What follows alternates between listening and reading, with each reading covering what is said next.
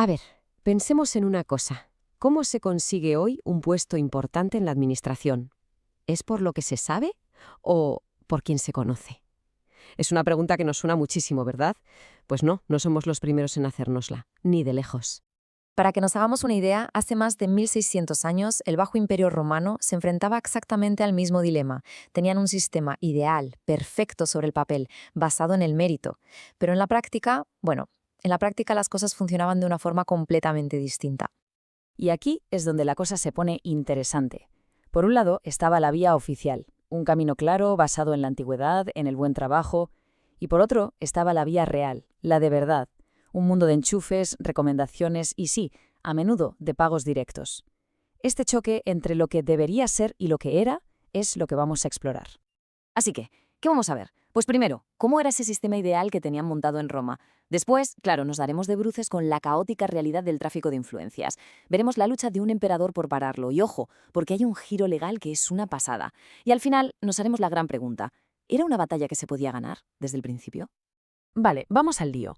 Empecemos por la teoría, por cómo se suponía que debía funcionar la administración romana. Y es que, sobre el papel, era una maquinaria increíble, súper organizada, vamos, de manual.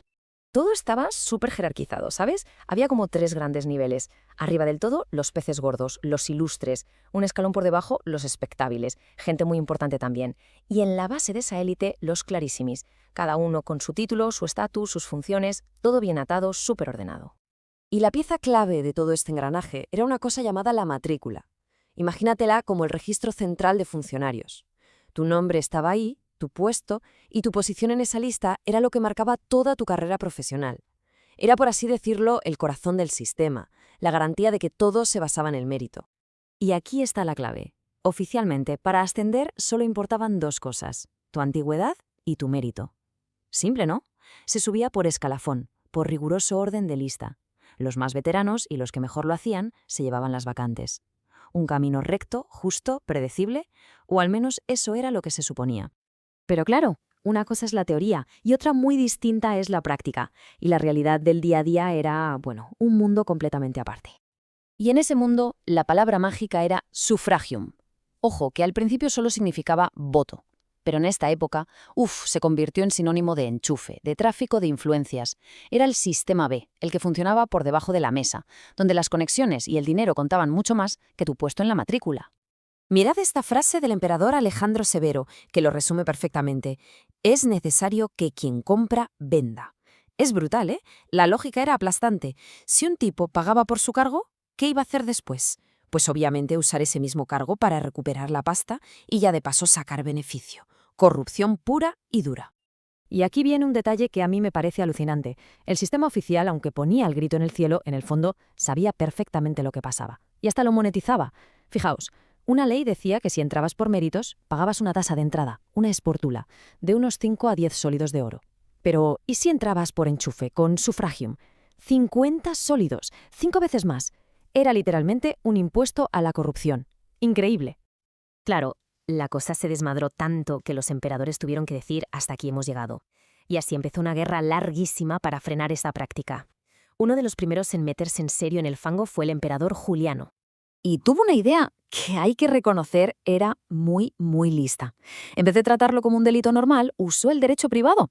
Su ley del 361 básicamente decía, a ver, ¿tú has pagado un soborno? Pues que sepas que ese trato es ilegal. Si el otro no cumple, no puedes ir a un juez a reclamar tu dinero. Te aguantas.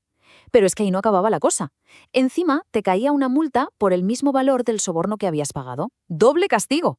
El objetivo era claro, que sobornar te saliera carísimo y fuera un riesgo brutal. El plan de Juliano era genial, sí, pero no funcionó. La costumbre del sufragium estaba demasiado arraigada en la sociedad. ¿Y entonces qué pasó? ¿Más prohibiciones, más multas? Pues no.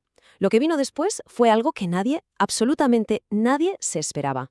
Esta es la pregunta que se debió hacer el emperador Teodosio I unas décadas más tarde. Si no puedes erradicar una práctica, ¿qué demonios haces? Y su respuesta, fue de locos. Teodosio decidió darle una vuelta de 180 grados al asunto. Su lógica fue, si no puedes prohibirlo, regúlalo, sácalo de la oscuridad y ponlo bajo la luz de la ley. Y lo que hizo es, de verdad, para no creérselo.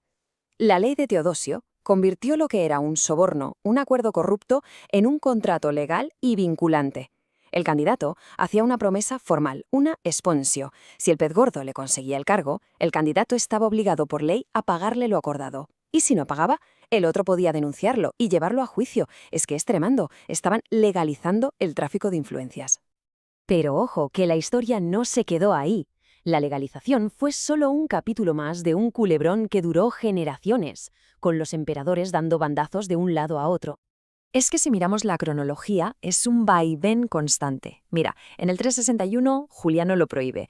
Unos 30 años después, en el 394, Teodosio I lo legaliza. Pasan menos de 50 años y ¡zas! Teodosio II vuelve a prohibirlo y lo declara delito público. Y luego, casi 100 años más tarde, llega Justiniano y busca un término medio. Lo vuelve a legalizar, pero camuflado como tasas oficiales altísimas que controla el Estado. 200 años de idas y venidas.